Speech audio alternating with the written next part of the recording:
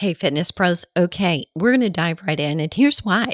Literally, I do this to myself all the time because I'm a quick start, but I'm slow or reluctant follow through person. Anybody? So, literally, probably 6 hours ago, when I first got up, it's about noon right now. I'm an early riser. I started on this post. And then, your brain, in case you didn't know, I guess, has cycles of about 90 minutes. So your attention span will start to wane, even if you love what you're doing. It's just the way it worked out. And so it is with mine, and then I got a call from a landscaper actually for weed control who said, "Hey, I'm going to be a little bit later than I told you last night." And I'm like, don't recall you ever telling me what time last night. I'm like, did you think you called? Did you think you texted me back? Because didn't get anything. I'm like, okay, no problem. Yeah, I'm just here working. It's cool. So anyway, distraction after distraction, here I am, but my phone is going to ring with a client in 20 minutes. So this is so good for me to have this pressure on the other end. And I do this to myself, quite frankly, on purpose or subconsciously all the time. And if you are the same, it is okay. Right? Just call it what it is. Realize that you do it and know if you have 6 hours when you think, oh, this is going to be such a great morning. I'm going to have plenty of time to go work out and get X, Y, and Z done, come back, be relaxed. It'll be a productive day. What happens for me when I have those wide open spaces is here I am not having worked out, right? And I do better if I had to be somewhere by 9 o'clock. I would have worked out and then showered and been ready. So know what it is. And that brings me to the content of this content idea post. So is that meta or what? We're heading into fall.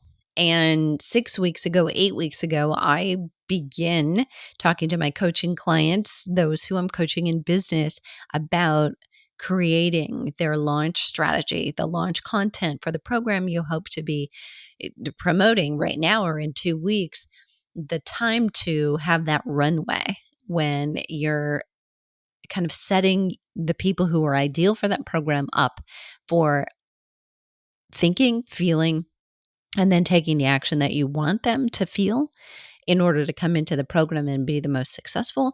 It was then. But if you, like me, have left yourself 20, now 18 minutes till it's go time, then this is for you. I'm going to give you a ton of ideas here. This is one to bookmark. This is one to listen to while you hike. Let your wheels get turning and your creative juices get flowing and think, oh my gosh, love, love, love. While you're walking, this will all happen, or jogging or biking or lifting. But then when you come back, listen to it again and grab that paper, sit down or put it in a spreadsheet and do some embellishing on these ideas so you can come back to them and you've got content for weeks, if not months, and even a year. So this is 12 content ideas for health and fitness professionals. It's what to post when you don't know what to post, and it's going to give you a wealth of information. And it is me, that needs this as much as you. I'm Deborah Atkinson. You're listening to She Means Business, or She Means Fitness Business podcast. And this is where you usually share marketing and sales strategies, but occasionally we will go into how do you help your midlife clients with hormone balancing, and what is it that you need to know in order to coach them? Because it's not just about what they need to know and what's going on for them, but it is how do you coach them through it and ask them the right questions to get them to change. That all happens right here. So whether it is the content that you're looking at for tomorrow, next week, or it's emails and blogs, social media posts, the number of content ideas that you and I need is endless. Before I go further, I want to say this. You're not just looking and scrambling to check off a box and say, did I post today? Oh, I got to post today. You need to have a strategy for your content. And that's the crucial part to be successful. It doesn't start, or it shouldn't start, with a social media post.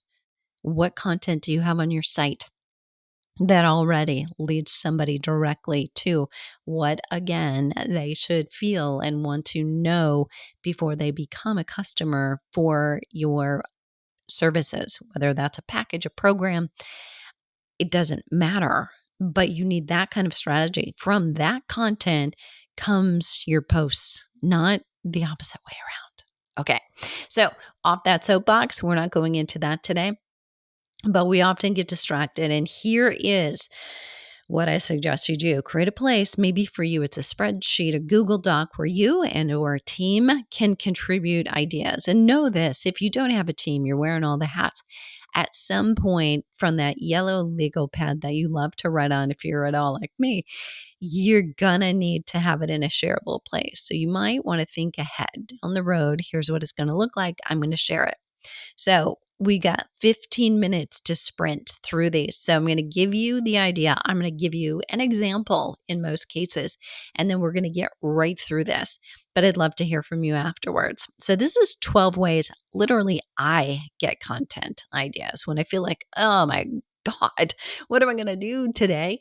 And haven't I said that over and over? But that's the point. We need to be doing something, talking into or to a niche we'd love to talk about every day, all day, and could go on and on. Number one, I listen to podcasts. And quite frankly, I do listen to them while I'm hiking outside of our industry and niche. I don't listen to health and wellness and fitness podcasts. I listen to business podcasts from other industries.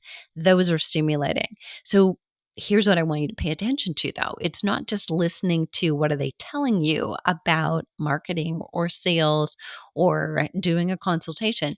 What kind of treatment did they give the content as they delivered it? So it's meta that you would need to step back and say, how did they address this? Pay attention to that. Is there a point and then a story and then an example? What was the format and the rhythm? How did they organize it? That will help you. Number two, write down the 10 most frequently asked questions, your FAQs.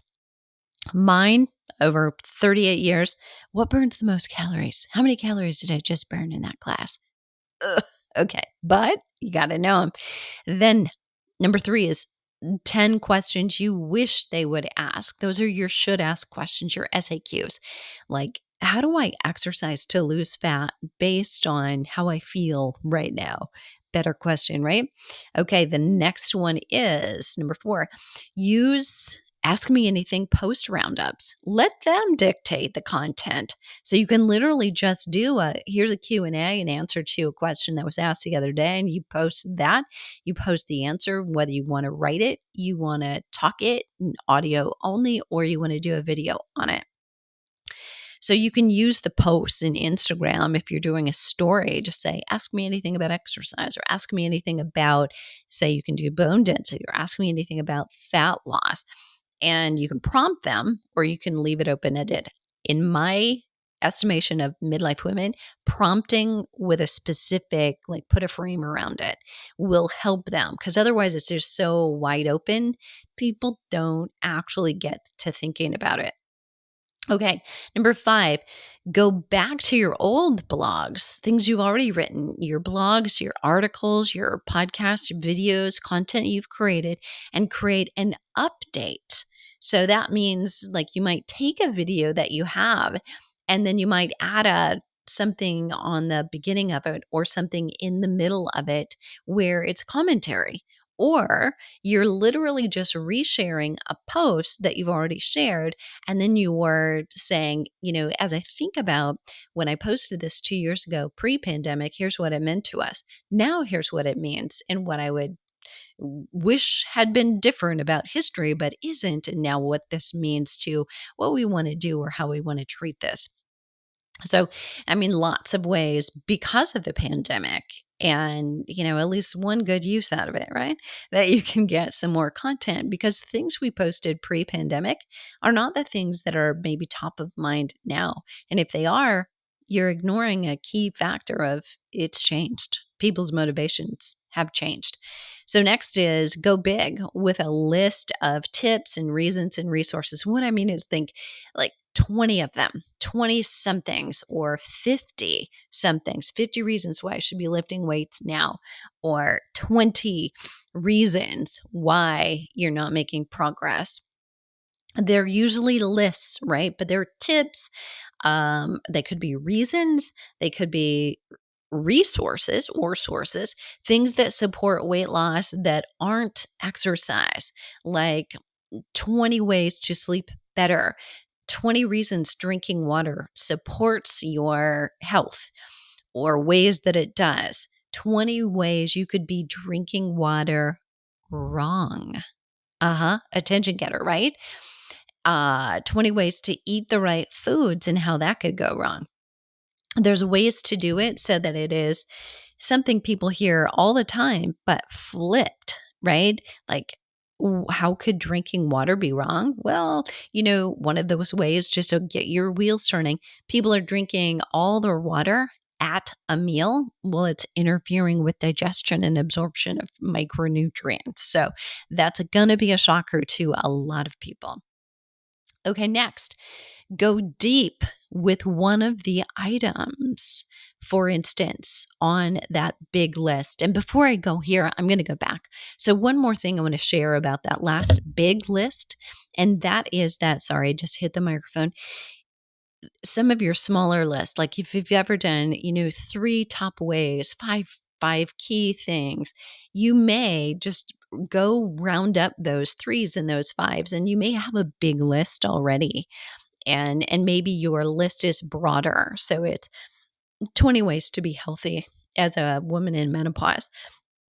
And you've already shared, 3 sleep tips and 7, ways to strength train and 6 on bone health. Put them all together. And now you've got a list of 25 or 30 things. That's how you get that big list. And you're just repurposing information that you've already shared.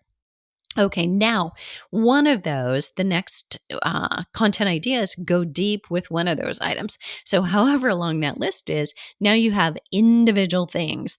And when you do that, you've already got the big list. You're going to go now with individual small posts, small pieces of content about one of those things. You can always link back to it. That's very helpful for your SEO, by the way.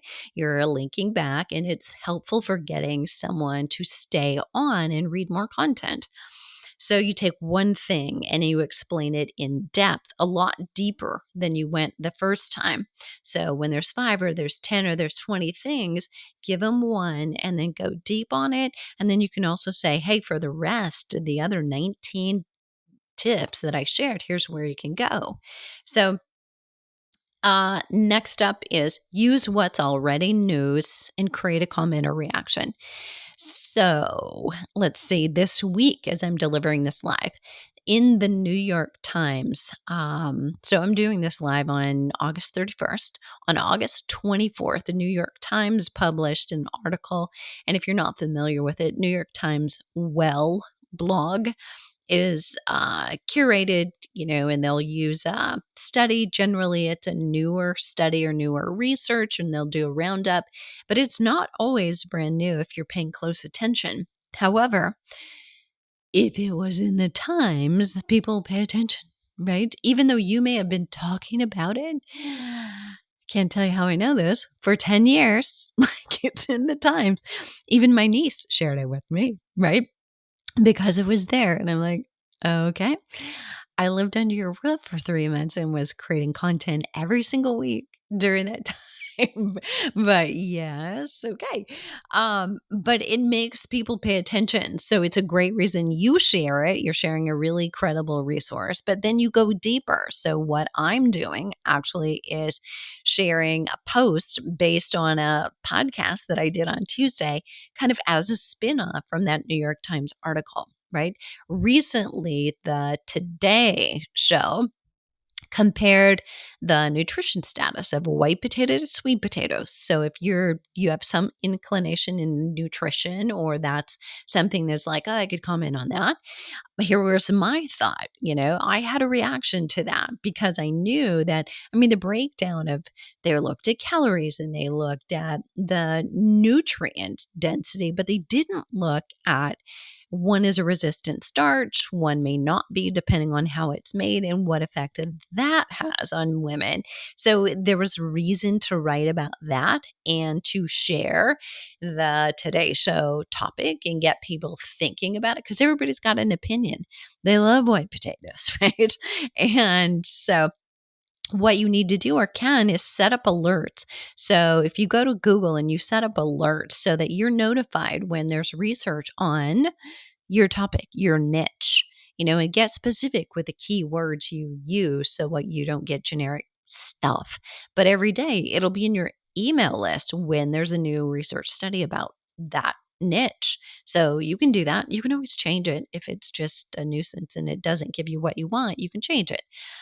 Next, create top 10 list or other listicles, meaning, 3 or there's 5 or there's 7. But my top 10 is a great, David Letterman really made this infamous, but top 10 exercises, for instance, for, and like, what is the problem that your clients or your niche wants to get rid of? Top 10 exercises for belly fat, for better bone health, for improving plantar fasciitis, for balance.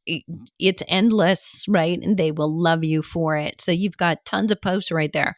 Top 10 reasons why, like, you're tired, you're gaining fat, you can't lose fat in spite of your habit. And, all of those as well, by the way, are great content ideas for creating your ultimate freebie.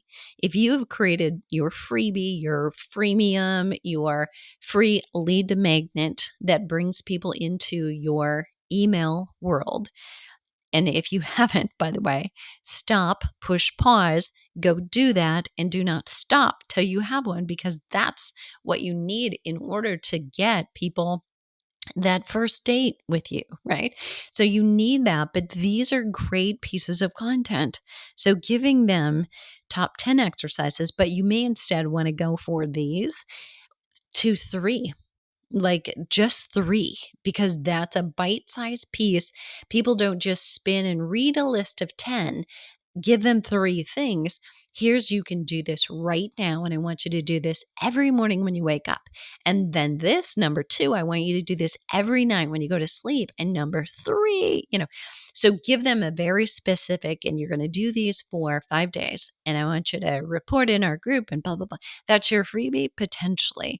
But these are great resources. And I'm going to link to the Ultimate Freebie Guide. So that is a meta, is it not? I'm going to give you a freebie. Yes, you're going to have to subscribe, right? In order to create your best freebies. And it will be well worth it, I promise. So I've got them all over. Eventually, you will have more than one. But right now, you want one. You want one that's golden. All right, next up, we're going to create complementary content necessary for the fitness things you do to help it work. People need what? Well, they need to be eating right. They need to be sleeping well, and those are quality things. These are also great ideas for bonuses for your programs. People need to be alkaline, right, in order for it to work. So think about, what do they need that will complement the fitness so they get better results? That's a great piece of content. Next up, talk about an elephant in the room in your niche or in our industry overall. The barrier to entry. Very recently, it's been in the news that there's a shortage of trainers and coaches in the fitness industry. Do you know what that means? That we're going to start recruiting and attracting, but not necessarily are we going to have great and higher qualifications for those trainers. And they're going to be new, and that's maybe a concern. So what do you need to tell your niche about that? Do a roundup interview of unique experts that you reach out to. So you ask a question, maybe about something that you do. So maybe you work with women with osteoporosis and who are concerned about bone density. We'll reach out to a functional doctor and say, what are your top recommendations for supplements? Reach out to and have them stop there. You don't want to interview that one person and have them give you 14 things. Then go to a registered dietitian and say, what are your top things that you recommend someone eat to help their bone density? Go to somebody else and say, what do you recommend that they do in terms of stretching? So you can do a roundup. You're the expert, you're the MC. That gives you a lot of credibility because you're the curator. All right. In an upcoming episode, I'm going to talk about how to stay focused and organized and follow through on these great ideas. Because let's face it, a lot of us are quick starts, like or maybe for the rest of you, um, gave myself away there, but maybe you're analytical, procrastinating because you want that perfection piece. That's you too. But we got these great ideas. Now I'm going to have you go deep with them and follow through on them. You're going to find the show notes today at fitnessmarketingmastery.com/content ideas. We flew through those, but I think that's good. Now go back, review it, sit down where you can push pause, write, give yourself those ideas right away and do it again, do it again, do it again. And so that will take no more than, say, 40 minutes of your time to do that and have ideas for months. I would love to hear from you. Leave me a note below the show notes at fitnessmarketingmastery.com/content ideas. And if this was helpful, would you please share it with a colleague? It means so much. When we spread the word, we are helping elevate other fitness professionals and coaches who we value. We value the knowledge they have. So what are you waiting for? The world needs you, your voice, your words right now more than ever.